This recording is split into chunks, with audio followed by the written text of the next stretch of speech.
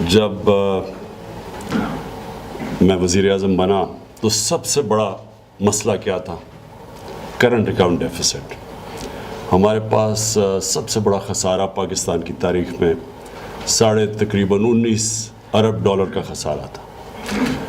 اور جو ہمیں مشکلوں کا سامنا کرنا پڑا وہ ہم لوگوں کو بتا ہی نہیں سکتے تھے. اس لیے نہیں بتا سکتے تھے کہ ہمیں ڈر تھا کہ ہمارے روپے پہ اور پریشر نہ پڑ جائے. اور کئی ایسے سٹیجز آئے بیچ میں جدھر ہمارے روپے پہ ایسا پریشر تھا کہ ہمارے پاس تو فارن ایکسچینج تھے ہی نہیں روپے کو گرتے ہوئے روکنے سے.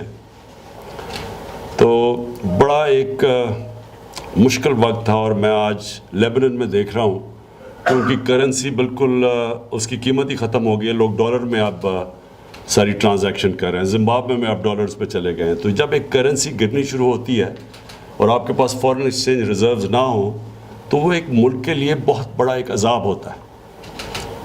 تو آج اللہ کا شکر گزار ہوں اور اپنی ٹیم کا جو ہماری اکنامک ٹیم ہے کہ جس طرح سٹیبلائز کی اکانومی کو اور ہمارا جو روپیہ ہے وہ سٹیبل ہوا بلکہ گین کیا اور انشاءاللہ آگے بھی گین کرے گا. اور دوسری چیز جو ہماری اسٹاک مارکیٹ کانفیڈنس آیا پبلک کا اور انویسٹمنٹ بڑھی. باہر سے انویسٹرز کا بہت انٹرسٹ ہے آج پاکستان میں. اور سب سے زیادہ جو ہماری اپنی بزنس کمیونٹی ہے اس کے اندر میں دیکھ رہا ہوں کہ ایکسپورٹ کے والیومز بڑھتے جا رہے ہیں. یہ ایک بڑی خوشائن چیز ہے پاکستان کے لیے کیونکہ میرا ہمیشہ یہ ایمان تھا کہ جس دن اس ملک میں پالیسیز ٹھیک ہو گئی لانگ ٹرم پالیسیز ہو گئی ایک کانفیڈنس آ گیا پالیسیز کے اندر سرٹنٹی آ گئی کہ لوگ انویسٹ کریں اور لوگوں کو پتہ ہو کہ اب یہ پالیسیز چینج نہیں ہوں گی. ایڈ ہاک بیسس پہ ملک نہیں چلے گا ایک پلاننگ کے تحت ملک چلے گا. میں ہمیشہ یہ بلیو کرتا تھا کہ جو پوٹینشیل پاکستان میں ہے یہ سارے خطے میں نہیں اتنا پوٹینشیل نہیں ہے. ہم اپنی دیکھ رہے ہیں کہ ہندوستان ہمارے سے آگے نکل گیا گروتھ ریٹ میں. بنگلہ دیش جو ایک وقت پہ میں اپنے کانوں سے سنتا تھا کہ لوگ کہتے تھے جی ایسٹ پاکستان بوجھ بنا ہوا ہے ویسٹ پاکستان پہ, آج وہ آگے نکل گیا ہمارے سے. اور یہ اس لیے نہیں کہ انہوں نے کوئی ایکسٹراڈنری ترقی کی ہے, اس لیے کہ ہم پیچھے چلے گئے. انشاءاللہ یہ جس طرح کی ہماری سٹیبلٹی آ رہی ہے اور جو اب ہم لانگ ٹرم پالیسیز کی طرف جا رہے ہیں. لیکن چائنا کی جو کامیابی ہے ان کی لانگ ٹرم پالیسیز ہیں. 20-20 سال آگے جب انہوں نے ہمیں پریزنٹیشنز دیں تو ان کی 20-20 سال کی پالیسیز بنی ہوئی ہیں. غربت کا انہوں نے بتایا کہ ہم نے کم کی اور اب کتنے غریب لوگ رہ گئے ہیں. ان کے پاس پورا ڈیٹا ہے اس چیز کا کہ انہوں نے کیسے غربت کم کرنی ہے. تو ہمارا تو سارا ملک یہ ایڈ ہاک بیسس پہ چلتا ہے کہ اچھا 5 سال ہیں الیکشن آنی ہے چلو اورنج ٹرین بنا دو تاکہ وہ دکھا کے یا میٹرو بنا دو. کوئی لانگ ٹرم پالیسی پاکستان میں نے دیکھی نہیں کہ ہم کس طرح ایک ملک نے اوپر جا رہے ہیں. اور یہ چائنا مثال ہے ہمارے لیے. چائنا کی جو پالیسیز ہیں پتہ ہے کہ کیوں آگے نکل گیا ملک, کیونکہ ویژن ہے, آگے ہے, سٹیبلٹی ہے, سرٹنٹی ہے. اور پھر ہیومن ڈیولپمنٹ کے اوپر جو زور ہے کہ سب سے بڑی آپ کی جو ریسورس ہے وہ آپ کے انسان ہیں. اور ہمیں بہت بڑے ایڈوانٹیج ہے چائنا سے کیونکہ ان کا ایجنگ پاپولیشن ہے. ہمارا دنیا میں ایک ینگ پاپولیشن ہے جس میں وائبرنسی ہے. تو اب ہم پلاننگ کر رہے ہیں یہ بڑا مشکل پیریڈ جس میں سٹیبلٹی لے کے آیا روپے یہ جو سٹیبل کیا اکانومی کو. اب یہ آپ دیکھیں گے انشاءاللہ ہماری long term policies, trade policies, investment کی پالیسیز ڈفرینٹ ٹیکسٹائل میں اور جو بھی ویریس ایریاز کے اندر اب آپ ای کامرس جیسی ہماری لانگ ٹرم پالیسیز آپ دیکھیں گے.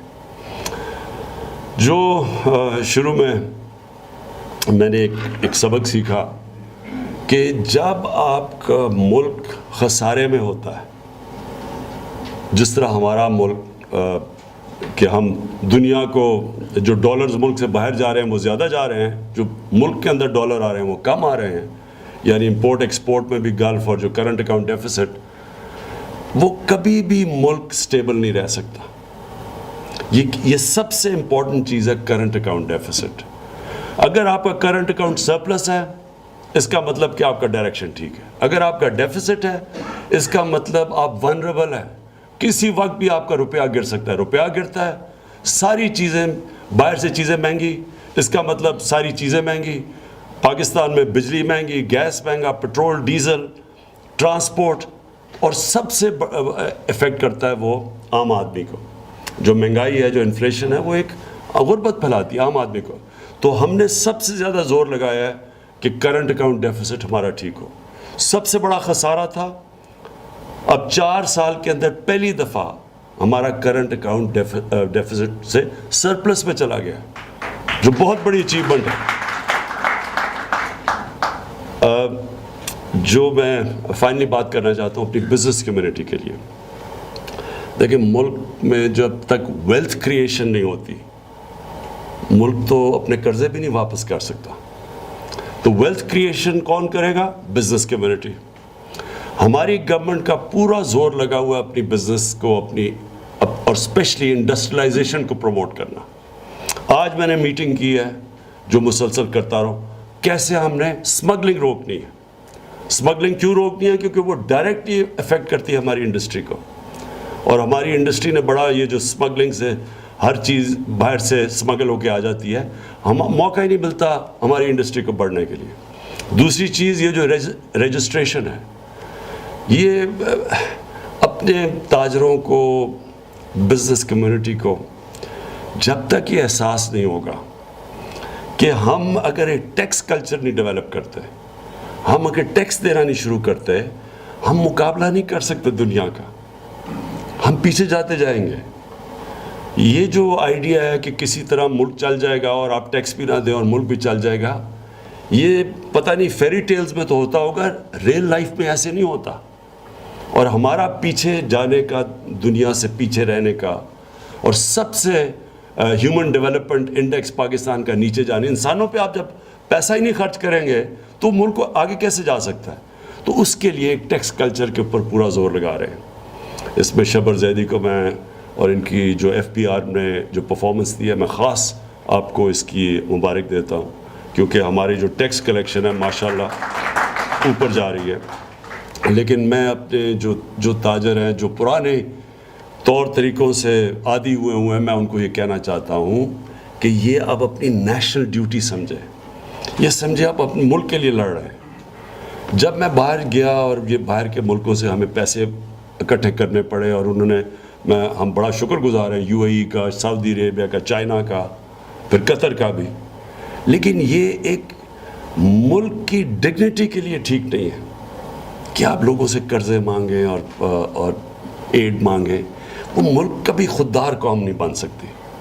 اس لیے ہماری پوری کوشش ہے کہ اپنے ملک میں انڈسٹریلائزیشن کو پروموٹ کریں, ویلتھ کریٹ کریں, اکانومی کو بڑھائیں, ٹیکس اکٹھا کریں, اور اس ٹیکس سے پھر صرف اور صرف اپنی غریب لوگوں کو اوپر اٹھائیں. یہ تھا چائنا کا ماڈل, یہ کامیاب ماڈل ہے, اور یہ انشاءاللہ ہم نے, اب ہمارا ماڈل ہے کہ ہم نے اس پہ پاکستان کو اٹھانا ہے. اور میں آپ کو آخر میں پھر یہ کہتا ہوں, جو میں نے اب 15 مہینے میں دیکھا ہے, اللہ نے اس ملک میں ہر قسم کا پوٹینشل دیا. اس میں سونا, تانبا, جو ہمیں بھی نہیں پتا تھا باہر بیٹھے ہوئے.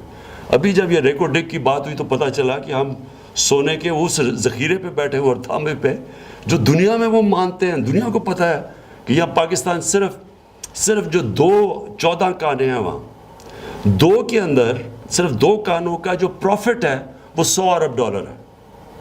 تو ہم صرف کرپشن کی وجہ سے, وہاں بھی ایک ہمارا باہر ججمنٹ ہوگی, اور دوسرا یہ جو کارکے تھا, وہاں 170 ارب روپے کا ہمارے اوپر ججمنٹ آ گئی باہر کے ورلڈ بینک کا جو عدالت ہے, کہ ہمارے خلاف 170 ارب روپے کی ججمنٹ آ گئی.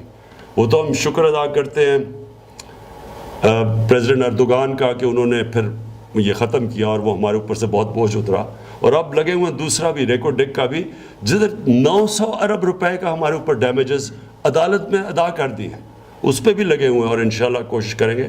لیکن یہی نہیں کہ صرف کرپشن نے یہ ہمیں نقصان پہنچایا, بٹ اگر یہ کرپشن نہ ہوتی تو یہ سوچیں کہ اب تک اربوں روپے کی ہر سال ہمیں وہاں ریکورڈ سے پاکستان میں تانبا اور سونا نکل رہا ہوتا تو وہ ملک کو کہاں سے بلوچستان کدھر سے کدھر جا سکتا تھا، پاکستان کو کتنا فائدہ ہو سکتا تھا، بجائے اس کے کہ وہ ایک کرپشن کی وجہ سے یہ سارا ڈیزاسٹر ہوا جو آج پاکستان کو اتنا بڑا فائن ہوا ہے، جو انشاءاللہ ہم کوشش کر رہے ہیں، پوری گورنمنٹ لگی ہوئی ہے کہ ہم اس میں سے کسی طرح اس میں سے نکلائیں۔ میں آپ سب کا شکر گزار ہوں۔